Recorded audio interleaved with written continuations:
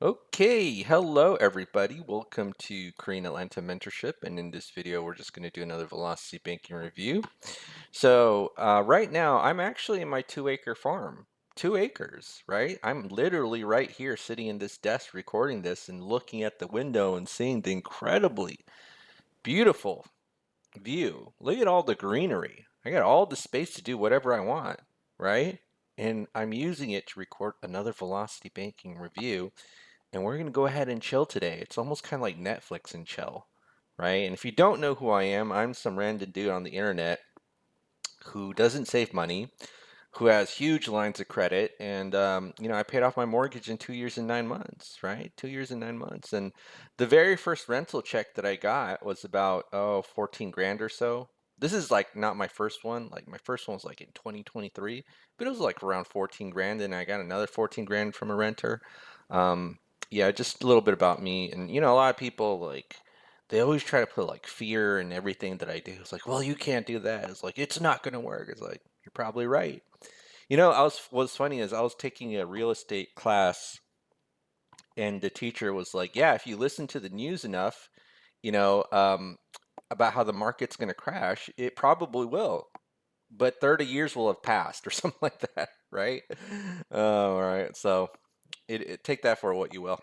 Anyways, all right, so let's go ahead and get started. So, what is velocity banking? All it is a debt payoff strategy where you throw all of your money into debt with the help of something called a line of credit. So what's a line of credit? All it is a financial tool where you could borrow money, pay it back, and then use it over and over again. So this is my home equity line of credit, $280,000, right? $280,000 home equity line of credit.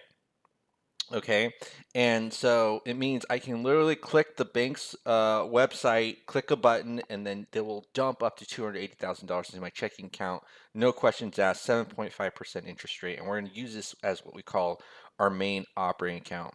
And by the way, someone left a comment that this is risky. You know what's funny is like, oh, if you don't pay off your HELOC, they're going to take your house. I was like, well, yeah, but they'll do the same thing with the mortgage too. Like, and for some reason, people don't apply that logic to a mortgage, and maybe that's why so many people are getting foreclosed. In fact, let me just do this. I'll go to Google.com. I saw this recent video about Irving, Texas, right? Irving, Texas foreclosures. Foreclosures. I think it was like 900 of them. Let me just see, 900. Right, 900 foreclosures in Irving, Texas, April 28, 2025. And then look at the pimple map behind this guy's thumbnail, what I call the pimple map. Look at all these foreclosures. It's like people forgot that if you don't pay your mortgage, they're going to foreclose your house, but they somehow know that with the HELOC that they won't. It's like, ugh, okay, roll your eyes. Actually, can I get the Iron Man rolling eyes, right? That's what I need to do when everyone says something stupid. Okay, like and the other thing too is that yeah, I have to do this a lot with a lot of people.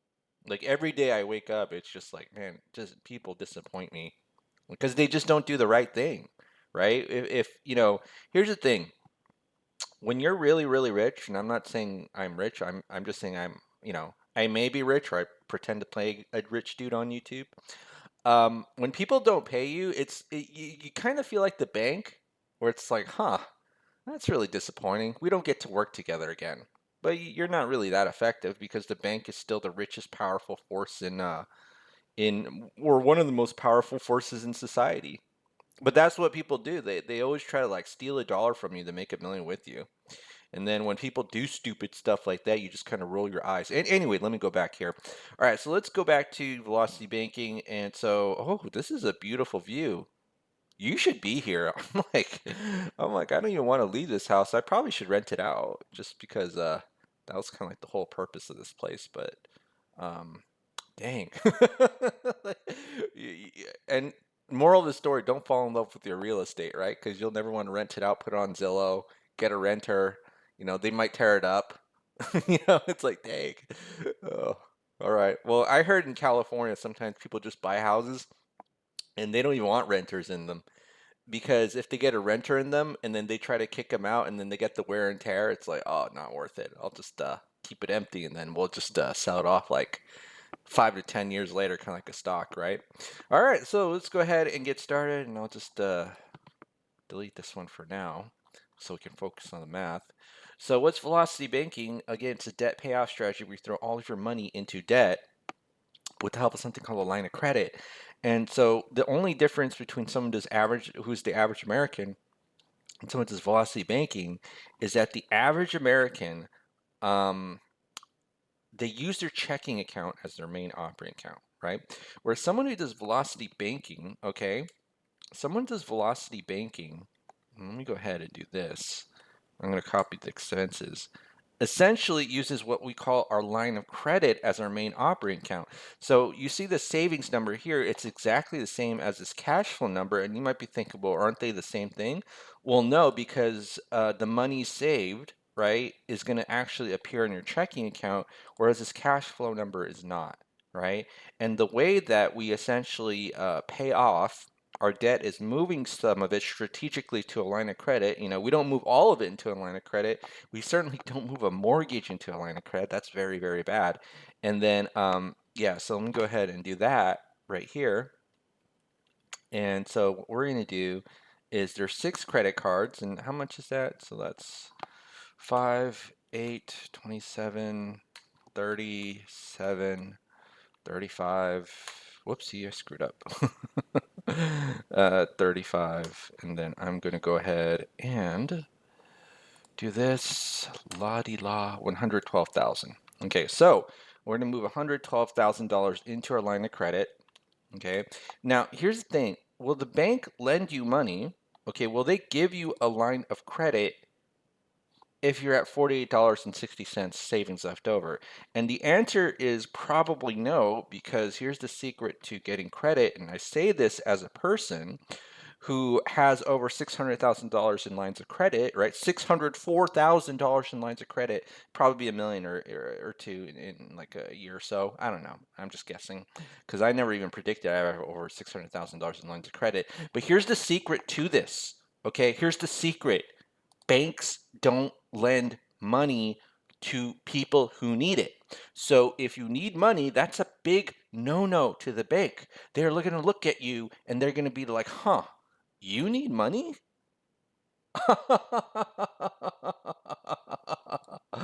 Oh, it's going to be like, I don't know what I'm referring to, superhero movies, right? But basically, they're going to look at you like this, right? You serious? You serious? Right?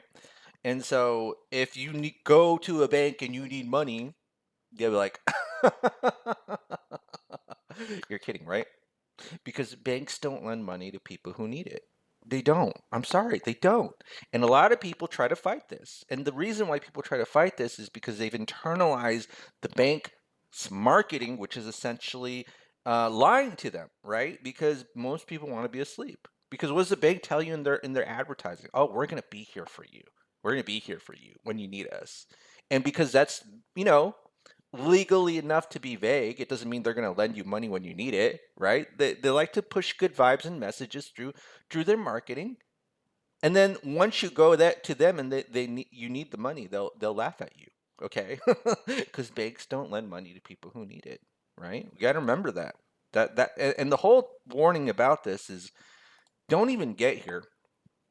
Use all your money. You know, I'm not saying you got to do this, but I'm just saying if you do this, you probably will never get here. That's all I'm saying.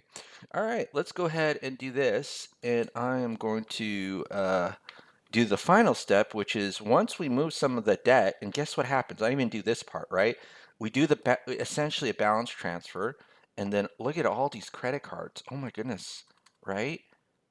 So this is now $3,753.60, right? And 60 cents, okay, of cash flow.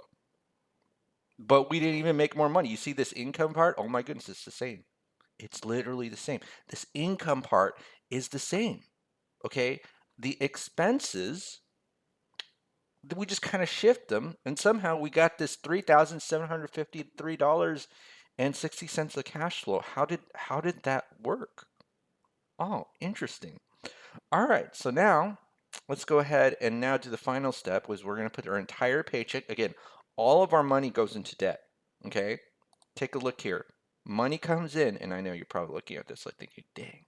All right, money comes in, money goes out, and then, okay, your cash flow will be used to pay off the debt.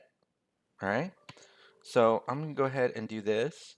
And so what we're going to do is take the next month's balance or previous month's balance, previous month's interest, minus that cash flow, which is going to be that 373753.6 number, this number right here, we just enter it in, okay?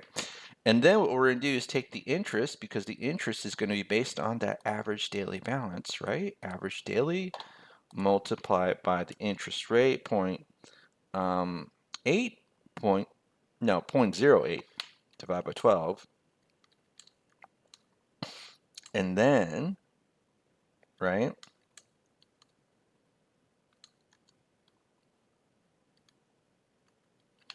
34 months paid off. 34 months. You know, some of you ask me why I do the same exercises over and over again, because that's how you basically internalize the stuff. Remember that Bruce Lee quote where he says, I don't fear the man who does one kick 10,000 times, or no, 10,000 kicks one time. I fear the man who does one kick 10,000 times. That's how a lot of people are. That's how a lot of people are. They're just doing like one thing after another, and then, you know, nobody focuses on essentially doing one thing and being good at it, which is kind of the sad part. All right, so let's go ahead and take a look at these milestones. So it's 34 months, and then what do we pay off? 112K, right? 112K. Oh, not 22. 112K. And then I'm going to copy and paste. All right, so now, and you know what's really funny? I don't know a single person in my real life who does this. Oh, did I screw this up? Oh no, wait, why is it going? Oh, never mind. Uh, I forgot to reset this. But what I mean by that is like very few people, like I don't even know anybody in like my own local vicinity who does these spreadsheets. And maybe it's because I live in a 2-acre farm. No, I'm just kidding. But like every time I present this to people, nobody wants to do this because I think people have this weird internalized shame that they were supposed to know this even though they were never taught it. Like I'm supposed to know how to like do finance because I qualify for a mortgage. And that's not true, okay? Because if you know how a 6% mortgage works, you're literally paying 100% interest at the end of that loan. Go to 360. $231,000 interest, even though you got $200,000 loan. It's crazy how people will pay this much, right? But then, like, they're so adamant about haggling like 100, 200, 10,000, $20,000 off of real estate, but they'll pay the bank double what they paid, and they're okay with it. You see how like I get like frustrated and get the Robert Downey Jr. eyes with most people? You know what I mean? Especially when you pay off your mortgage in 2 years and 9 months. All right, so let's go ahead and do this. Car loan, student loan, mortgage, so 34 months, and I don't even know what I'm doing. All right, so put current here, month, 34, 34, 34. We have the loan calculator right here, current balance. We use something called the cash flow index. Just think of it as a ranking system. Look it up on Google if you need more information on that, and then, or ChatGPT. I think ChatGPT should be updated. All right, so let's go ahead and then go here. All right. Let me just do 13738.1. So what does this mean? We're moving the car loan into the line of credit. And look at this. We didn't even increase our cash flow, okay? But we paid it off in 3 months. Look at all the little interest that we've been paying. But we're going to increase our cash flow with that car loan by $500, okay? And then so now our cash flow is $4,306.10, right? And then I am going to do this, and then I am going to, right, and we're going to do this, 4306.1, and then we see that we pay it off in the same amount, but it's just at slightly less interest. Okay. All right, so let's go ahead and do that. And then this is going to be 37 months. 37 months. All right, so 37 months. And then this is going to be 112 plus 30, 142K. And in 37 months, all right, so this is going to be 0. This is going to be 37, 37. This is the student loan, right? Student loan. I'm going to move this into that line of credit. So plus 33211.06. And then what we're going to do is we're going to add an extra 400. And then, right, do this right here. And then let's see how long it takes us to pay this off, which is going to be, okay, 4772.47, right? Okay, and then let's see, right? Yeah, $100 of interest isn't that bad, right? Okay, so let's go ahead and do this, and then it's going to be 44 months. So 44 months, and it's going to be 142 plus 45. That's going to be 187K. Okay, $187,000. And then now let's do the mortgage, right? We have to pay off the mortgage last. And if you know why we have to pay off the mortgage last, it's because you see this number here, 237 cash flow index. Again, it's a ranking system. So what does this mean?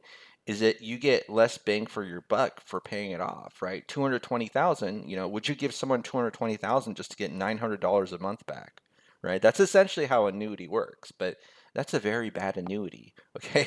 So same thing here, 30,000 to get $1,000 back, or 220,000 to get $927 back, right? Our goal is to maximize cash flow. If we get the lowest interest rate, that's actually a good thing, right? We always want the lowest interest rate, but that doesn't always tell you the whole story, right? 3 terms in determining what the payment of a loan is, amortized loan, is these things right here. And yeah, so let's go ahead and so here's the thing.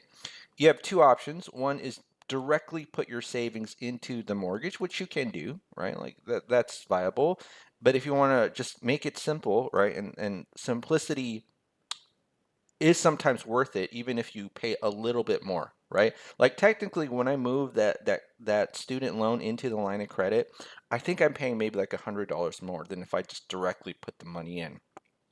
But isn't it easy, right? The way that I think about it is like kind of going to the gym in New Year's. Like, isn't it the cheapest to actually go to the gym in New Year's? Yet, what's the likelihood you're going to go? The gym companies know statistically you're not going to go. That's why they make it so cheap, so they can get an extra $50 to $100 membership, so they can make some money. I mean, it is what it is, right? I'd probably do it too if I owned a gym. All right, what we can do is we can do something called chunking, which is just move a piece of the loan into the line of credit. So for example, let's do an $8,000 chunk here. So plus $8,000, and look at that. Even though our cash flow has an increase, we just paid off that $8,000 chunk easily. And then we just do it over and over again, right? We just do it over and over again. I think that's a Linkin Park song. All right, so yeah, and then you just do it over and over and pay it off. Now, if you move the whole thing into a line of credit, that'll probably cost you a lot more than necessary, right? So I'm gonna go ahead and open up the Velocity Banking Calculator. Give me one moment. All right, so with this Velocity Banking Calculator, you just type in the numbers. Did I type in the right numbers? Let me just quickly check. So we're at, what month are we at? So we're at, this is actually 0, and this one should be, oh, balls, did I put in the wrong number? I think I did.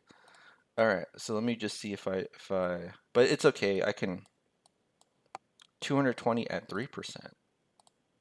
All right, well, 222000. at 3%. That's right. Okay, so 205,000. I was probably messing it, but before I start the record button. All right, 205,000. And so it's not 37 because we're at 44. So now we just got to put 44 months. So 202,463.81. So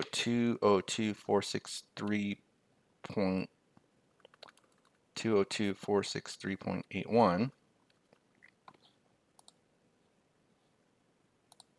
All right. So is that it? 7,800 income, 2,100 in expenses, and we're gonna do this.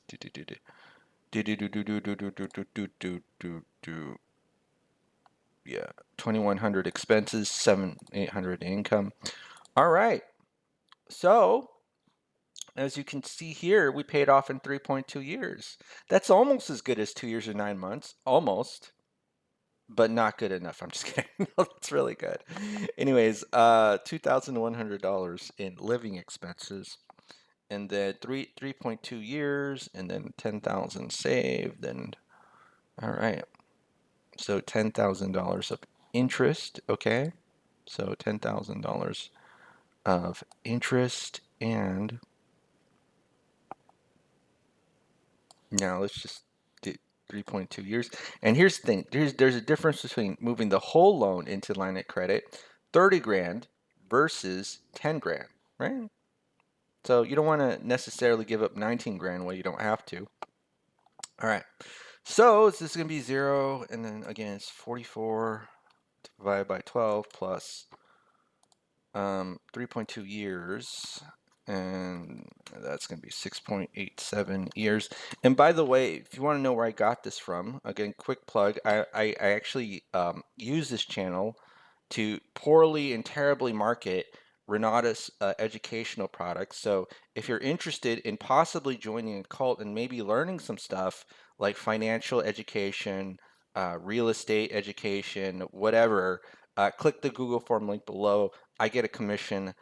You make me lots and lots of money. And even if you don't, again, I'll just kind of roll my eyes, right? Because that's what I gotta do. Anyways, let me go ahead and what am I even doing here? 6.87 years. Yeah, 6.87 years, and blah blah blah blah blah blah blah blah. Is there anything else? All right, it's time. See, here's the thing. Like, I've done this so long where it's like, oh, pay off, not even your mortgage, because the mortgage is paid off in 3 years. Pay off all your debt under 7 years, right? I have done this for so long where it's just, I do this and then I'm just like jaded. I'm like, oh, that's it. All right, you paid off your debt under 7 years. And then, like, for most of society, that'll be like, what? Anyways, now that I'm here and not even caring about paying off the debt in 7 years, because that's what will happen if you do this 1,000 times. I know that some of you are waiting for that secret passphrase or the comment that I want you to say at the end of the video.